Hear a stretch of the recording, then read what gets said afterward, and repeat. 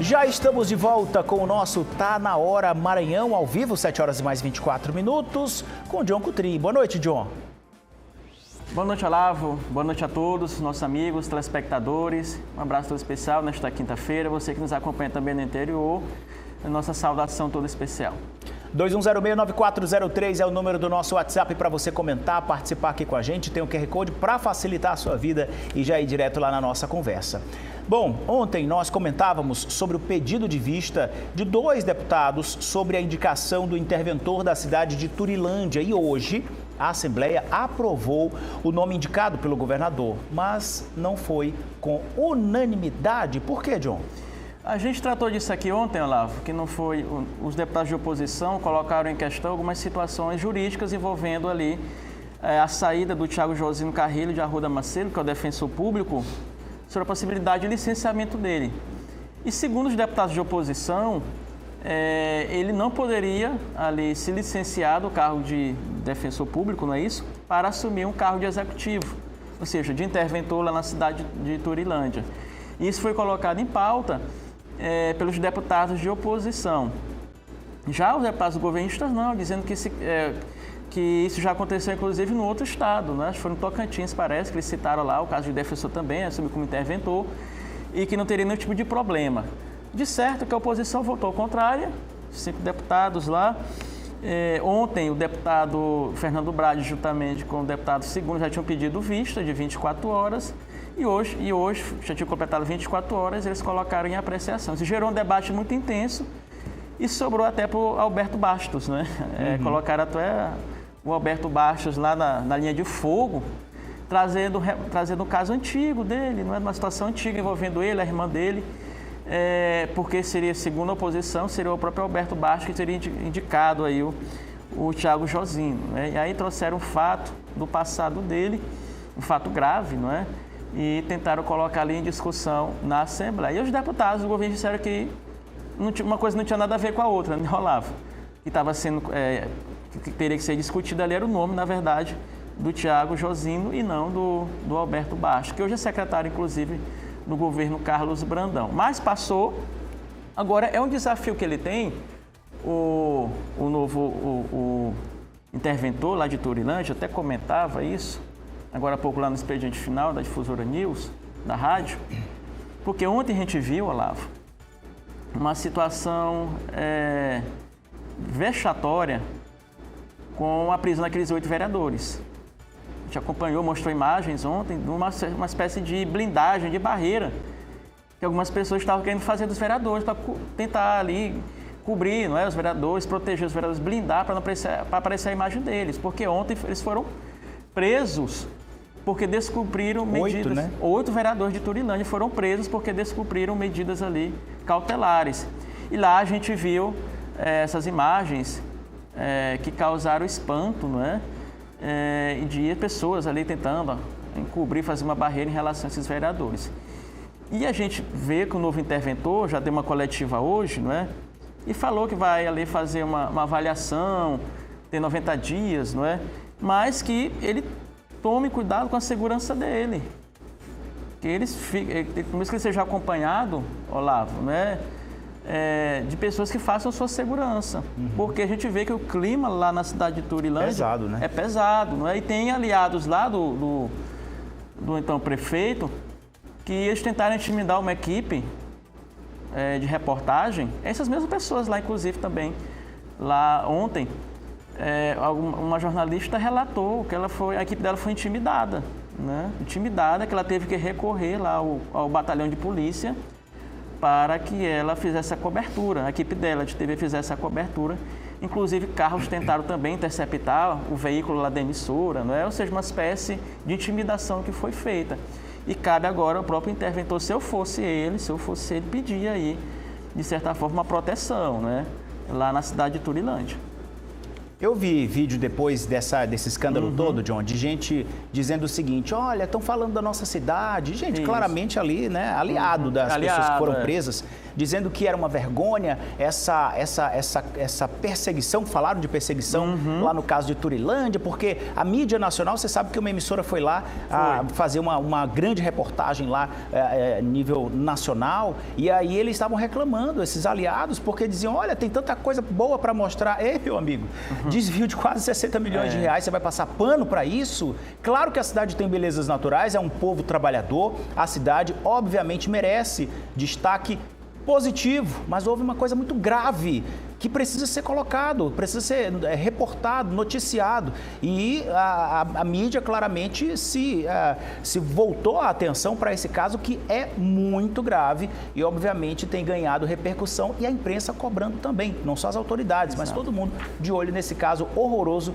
de Turilândia. Infelizmente, um desvio milionário, e isso precisa ser apurado. Claro, até porque não é a imprensa que está inventando nada.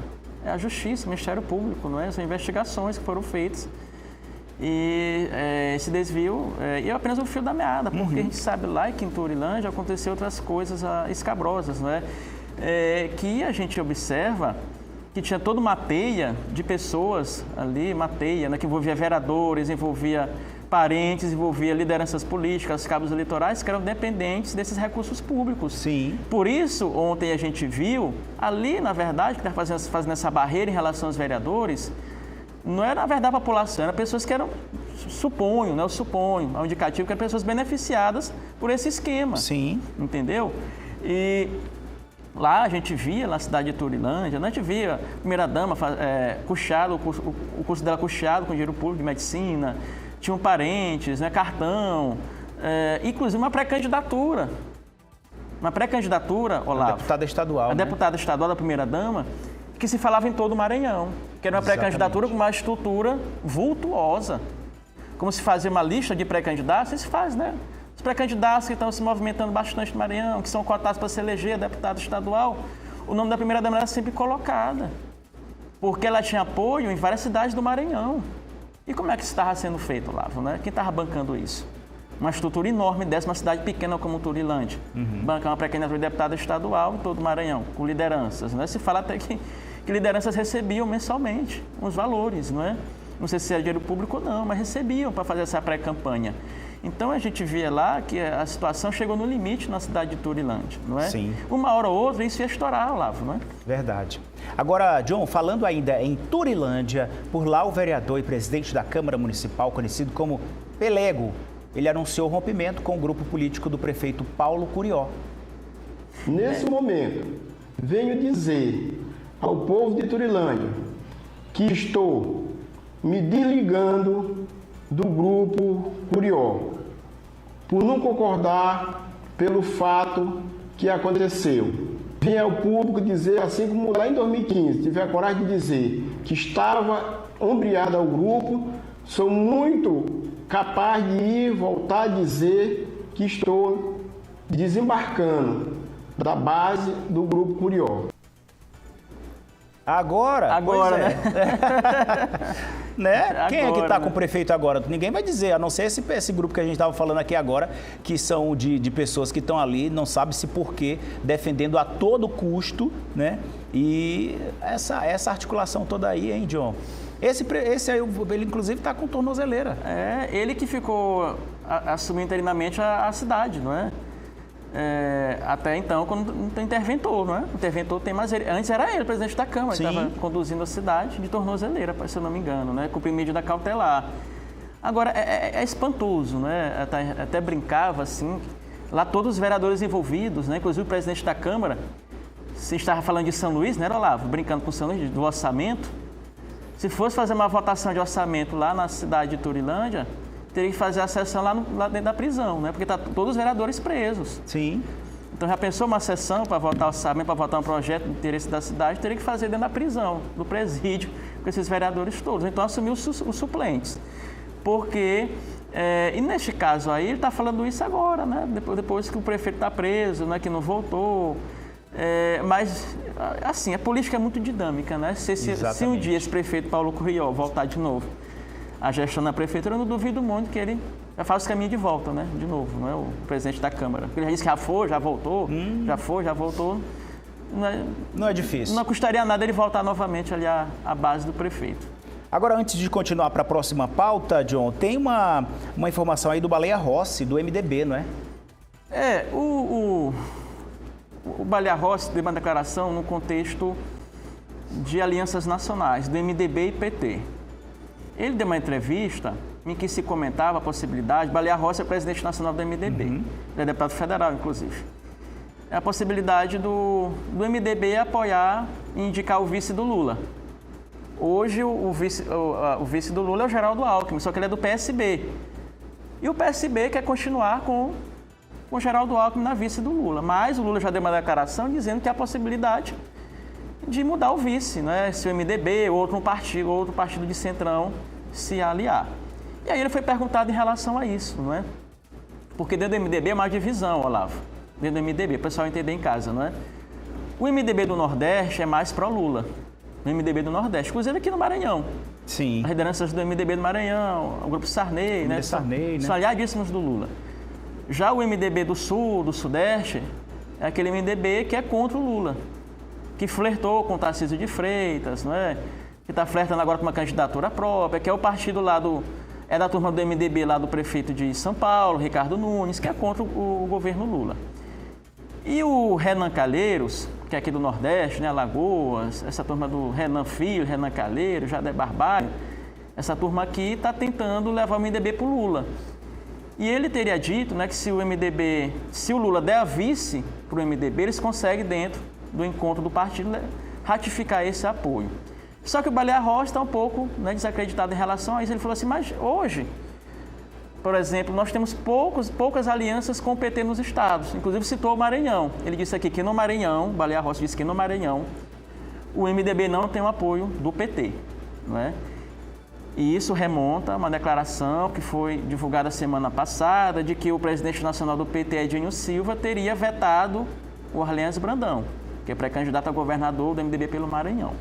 Depois, a presidente local, a Patrícia, deu uma entrevista dizendo que não tem nada definido, né? Que o Lula vai discutir, né, com o Brandão, a unificação do Palanque, se tem jeito de ajeitar aí, né, de unificar dinistas e brandonistas.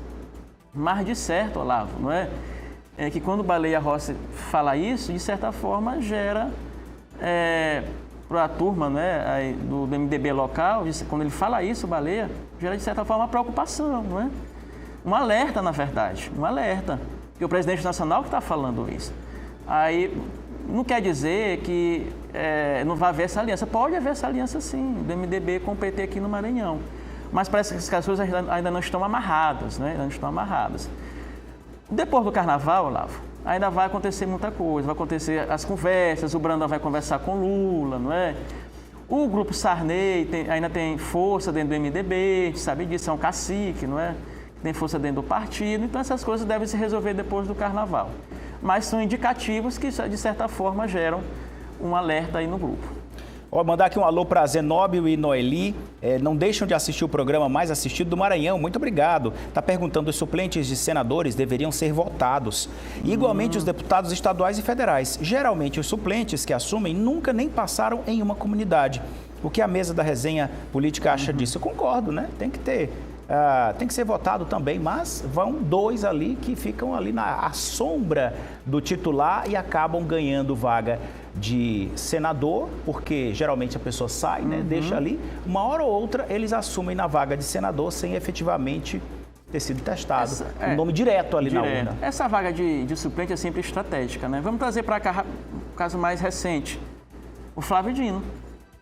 Vocês lembram como foi que o Flávio Dino fez para tirar, por exemplo, trazer parte do grupo para o lado do Brandão, inclusive o Otelino Neto, foi oferecendo a suplência para a Ana Paula Lobato, que é a esposa do Otelino Neto. Então, as suplências são sempre cargos estratégicos. Tanto que o Flávio Dino já tinha expectativa dele ser ministro do Lula e do STF, que ele saiu e a suplente Ana Paula Lobato foi efetivada, né, como senadora. Exatamente, foi isso aí. Boa noite, John e Olavo, simbiose corrupta de Turilândia, mandatário Barbabés, parece que Barnabés, né? Os Unidos, é isso. Perfeita análise, John. Zaqueu Lages, de Caxias. Valeu, Zaqueu. Zaqueu, obrigadão pela audiência e pela opinião também. Olha só, na cidade de Timon, nós tivemos aí a questão do prefeito, né, que está fazendo algumas alterações, também visando as eleições deste ano, John. Lá em Timon, o Coronel Schneider, que apoiou o Rafael, ex-eleitor, que agora é Rafael Brito, não é? O Coronel Schneider, rompeu com o Rafael Brito, prefeito de Timon, não é? E a esposa do Schneider era secretária de Trânsito e Transporte, a Doris, se eu não me engano o nome. Doris Schneider, isso. Então ela deixou o cargo, né? O Coronel Schneider rompeu lá. O Coronel Schneider já foi pré-candidato a prefeito de Timon, ficou em segundo lugar. Na eleição passada apoiou o Rafael, né? Então ele rompeu com o Rafael Brito, prefeito de Timon, Coronel Schneider, e a esposa dele saiu da Secretaria de Trânsito. Quem assumiu foi o suplente de vereador, né? O Thales Aquim, ali que ele... o Thales Aquim, que é do grupo da Socorro Aquim, não é? E ele assumiu, portanto, essa secretaria lá na cidade de Timon. O que acontece? O prefeito deve apoiar a Socorro Aquim para a disputa de deputado estadual, né, em dobradinha com a médica Gisele Bezerra, que é a esposa do Rafael. Não é? É mais assim, no Maranhão, a gente vai ver nas eleições desse ano, várias esposas de prefeitos, né, sendo candidatas. A gente fala lá de Turilândia, a primeira-dama seria quem é a deputada estadual, a Eva Curió, né? Lá em Timon, a esposa do prefeito Rafael, a doutora Gisele, vai ser candidata a deputada federal, lá em Timon. E assim, por diversas cidades do Maranhão, né? Esposas e esposos de prefeitos serão candidatos nessas eleições. Então, lá, portanto, haverá essa dobradinha. No caso do Coronel Schneider, que rompeu, ele vai ser candidato a deputado federal e o deputado estadual dele vai ser o Júnior Viana, que é o secretário hoje de articulação política da SECAP. Não é? Ele fará dobradinha, botando na cidade de Timon, o Schneider com o Júnior Viana. É isso aí, né? Aliás, essa tendência, John, de 1, 2 eleições anteriores que já vinha acontecendo, marido ou esposa de prefeito ou prefeita sendo colocado para disputar não só o cargo de deputado estadual, mas de federal também. Exatamente. Isso tem se tornado cada vez mais forte, essa tendência aqui no Maranhão. Lá, no caso, a Gisele, que é a esposa do prefeito de Timon, ela vai concorrer pelo MDB, a deputada federal. MDB. Vamos girar aqui com os assuntos. Associações que representam juízes, promotores, defensores públicos e membros de tribunais de contas pediram ao STF, o Supremo Tribunal Federal, para manter o pagamento dos penduricalhos do judiciário. A gente havia falado isso aqui, né? Falou ontem. Isso dá margem aí para pedidos dos outros poderes também, John? Na verdade, tem que acabar com essa avacalhação que é essa questão de penduricalho. A gente falou ontem que no ano passado, só de penduricalho, que são essas gratificações para aumentar o salário, não é? Foi algo em torno de quase 7 bilhões de reais, só de penduricalho. 7 bilhões de reais de penduricalho. E o Flávio Dino está certíssimo agora em acabar, não é? Nada contra gratificações, nada contra, mas só que ultrapassa muito a lavra.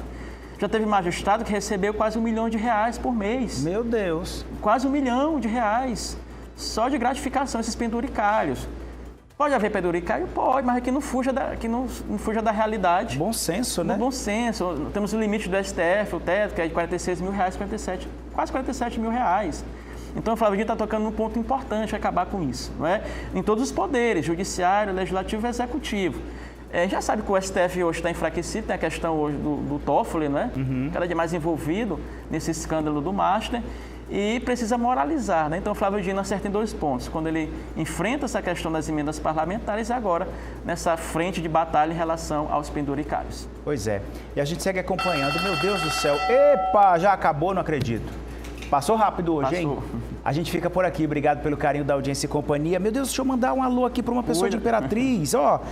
Aqui de Imperatriz é o Francisco e a Noiri. Acho que é a Noiri, falei certo? Muito obrigado pela audiência aí na cidade de Imperatriz, também Francisco e Noiri. Valeu!